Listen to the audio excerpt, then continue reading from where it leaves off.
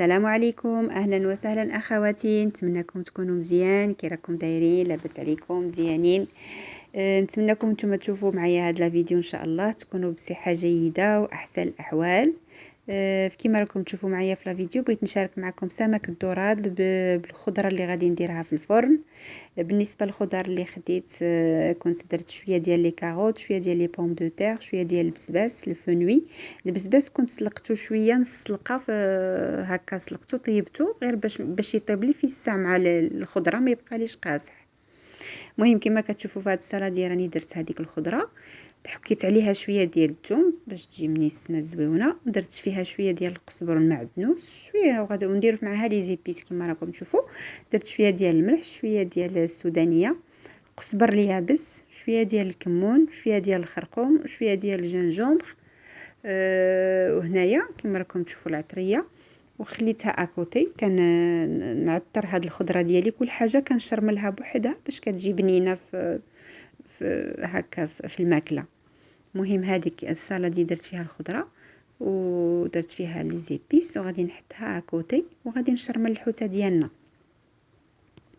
سمك الدوراد اللي كنجيبوه ديجا في الحقيقه، زعما كيصايبوها لنا هما في المغازان تمايا.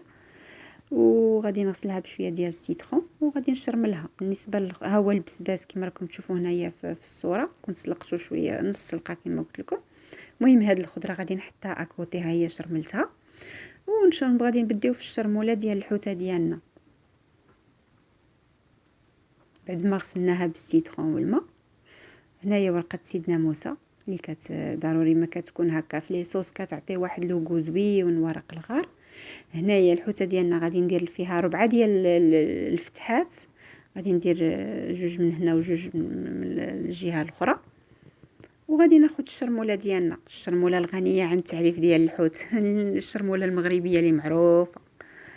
اللي خديت هذاك لو بول، درت فيه القزبر والمعدنوس، وخديت 3 ديال الريوس ديال الثوم لان الحوت كيبغي الثوم بزاف.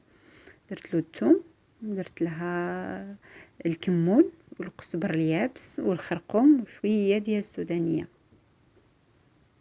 الكمون، الحوت كيبغي الثوم والكمون باش كيجي مسم زوين. هنا غادي نديرو شويه ديال زيت الزيتون بطبيعه الحال، غير شويه. وغادي ندير السيترون ضروري. هذه الشرموله اللي كنستعملها في الحوت زعما الصراحه كامله كنديرها لا في السردين ولا في الدوغاد ولا في اي نوع تاع الحوت كيحتاج هاد الشرموله.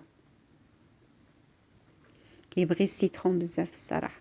كاين اللي عنده المهراز يقدر يدق هادشي كامل في المهراز. انا في الحاله اللي ما عنديش المهراز، كان داك القزبر كنشدو كنقردو مزيان في القراده باش ما كيبقاش هكاك باين به بالثوم. كنقردهم في الصراحه مزيان كيبانوش في الشرموله. عاد كنزيد عليهم العطريه والزيت الزيتون والسيترون. هنايا كما راكم تشوفوا غادي نبدا نشرمل في الحوته ديالي. كنديروا نحاولوا ندخلوا ديك الشرموله كامله في دوك الفتيحات باش كيجي اللحمه ديالها كتجي بنينه. هذا الطبق هذا غادي نطيبه في الفران الاخوات، كيجي زوين، كتجي لاصوص ديالو كتجي خاطره مع واحد السر غادي نضيفه في التالي. بقاو معايا اخواتي تشوفوا شنو هو هذا السكري اللي غادي نزيدو. نتمنىكم تجربوا الطريقه اللي طيبت بها الحوته هذه وردوا عليا الخبار الاخوات. كتجي بنينه وكتجي زوينه زوينه زوينه.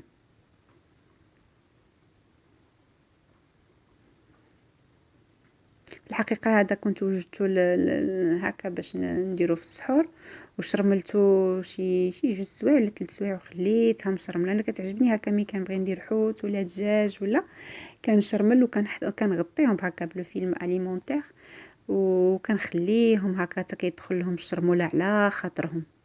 وكنطيبهم، وملي كنوض نطيبهم كنطيبهم على نار مهيله كتجي واحد لاصوص خاطره وكتجي زويونه. هذه اونتر بارونتيز قلتها لكم اخواتي. هذه الطريقه ديالي واش مختراس ملي كيكون الوقت ما كيسعفناش كنزربو. بون هنايا في هذا لو بلا درت البصله قطعتها دويورات مع مطيشه دويورات، ودرت لي كاروت من التحت، عاد حطيت عليهم الحوته. وهنا غادي ندير الخضره في الجوانب. البسباس كيعطي واحد اللذة زوينه مع الحوت. البسباس كيجي رائع مع السمك.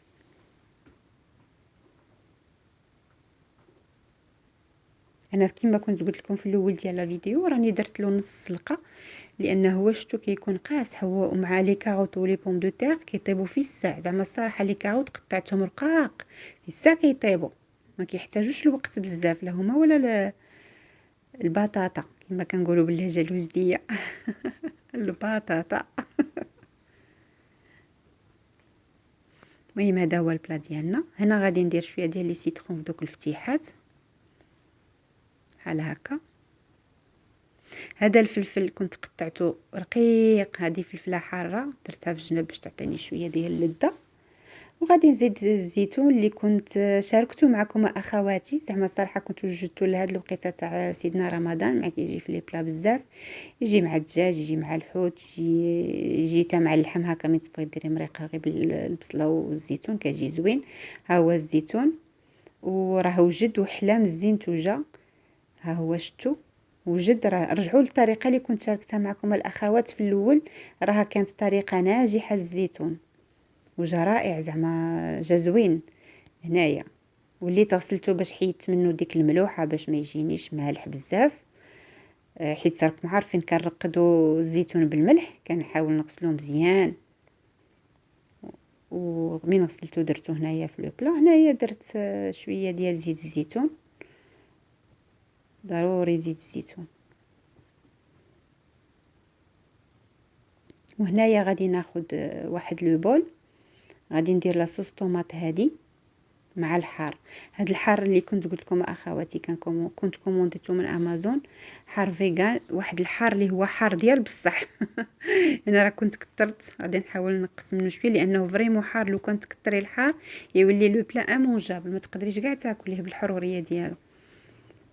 لكن هنايا درت هذاك لو بول، خديت فيه شويه ديال الحار مع لاصوص طوماط اللي كنت درتها. وهذا هو السر اللي غادي نزيدو اخواتي، انني غادي ندير اعشاب منسمه اللي كتجي زوينه مع لاصوص، وغادي نمرق بها الحوته ديالنا. غادي ندير شويه ديال الزعتر، شويه ديال الزعتر وشويه ديال الازير اللي كان وجدته انا كاع قبل رمضان. طحنته وراني كنت شاركته معكم الاخوات. طحنته غربلته ودرته عندي في هاد القريعات هادو، واللي غادي نسم به المرق. هذا هو السر اللي ضفتوه البنات في هاد الحوته اللي جات منسمه بالاعشاب وجات محمضه مع الزيتون والحامض ومنسمه بالاعشاب، جات رائعه. هذه هي لاصوص اللي درتها، ودرت غير شويه. شفتوا شحال ديال المرق؟ غير شويه، لانني خليت الخضره تطلق الماء ديالها هي والحوته.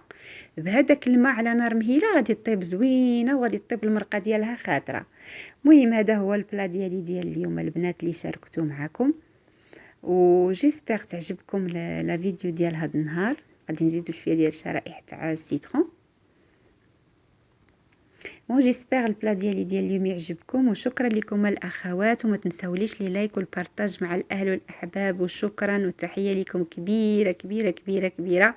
ومع السلامه الى الفيديو المقبل ان شاء الله باذن الله.